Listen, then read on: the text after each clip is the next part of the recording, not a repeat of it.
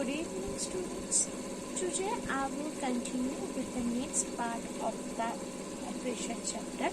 So in the first video I have already completed or already discussed about the pressure, thrust, its units and all these things. So already I have said that the factors that affects the pressure is the force and area, right? So we all know that till now that pressure is equal to force by area.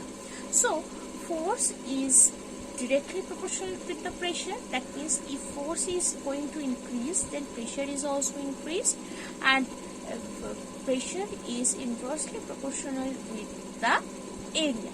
So if pressure is decreasing, or basically area is decreasing, then pressure also increase, and if area increased, then pressure will decrease, right? So what is the physical significance, or what is the real life problem we face or we see regarding this thing?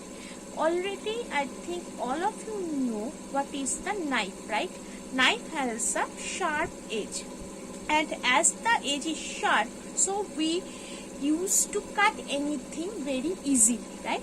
So as the edge is sharp, that means the area is decreasing. So as the area is decreasing, so pressure will increase. Why pressure will increase? As well as we also providing the force on that knife, so that according to that pressure is going to increase basically.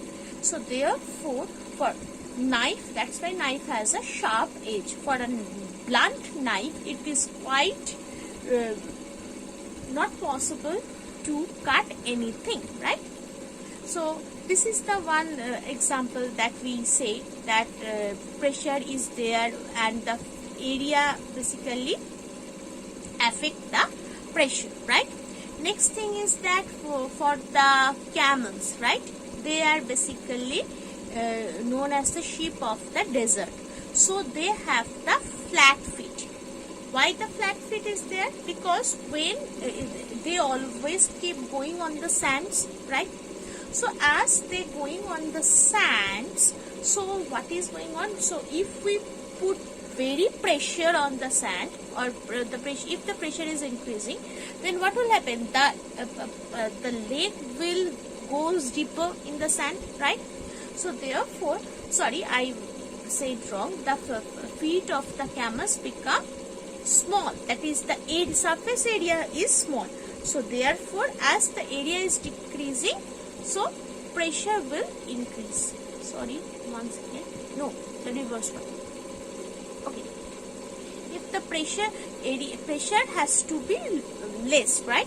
So therefore, as the pressure is decreasing, so the area will be increased, right? So they have the broad feet. Similarly, for the elephants as well, they also have the broad feet, because they usually goes or roam around the muddy area, and as they are roaming around the muddy area, so if they provides a very much pressure on that area, on that mud, then it will goes deeper, and as they are huge animals, so their pressure will be also very high, very great, right?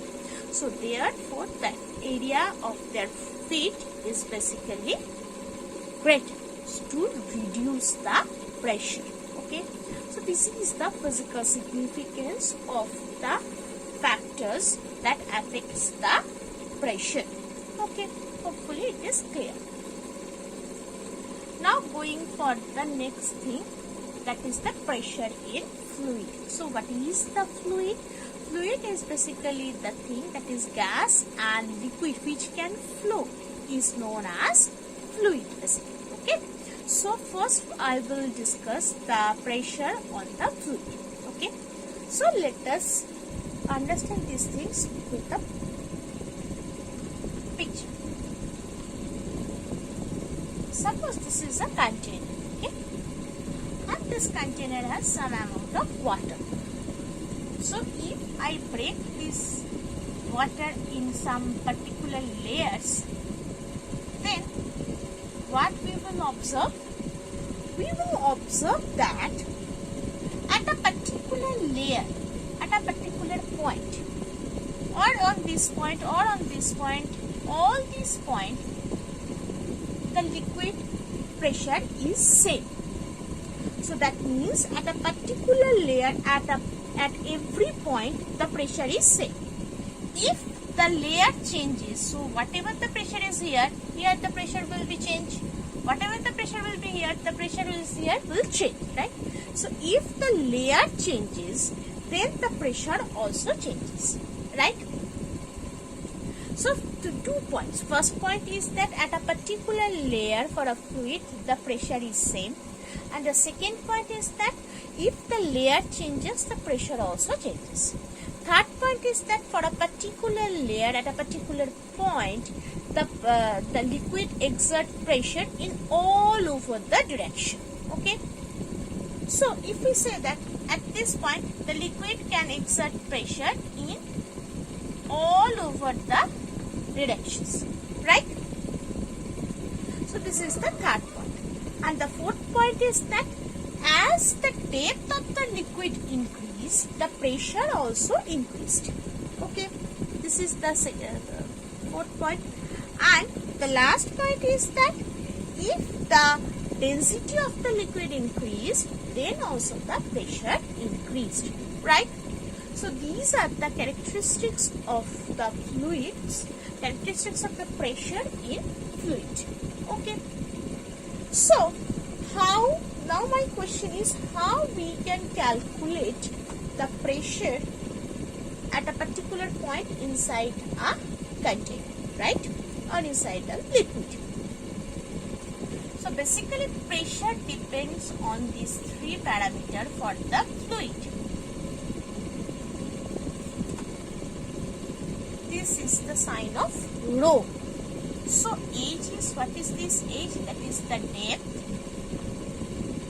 What is this rho? Rho is basically defined as the density of the liquid. And what is this G? G is basically the gravitational acceleration.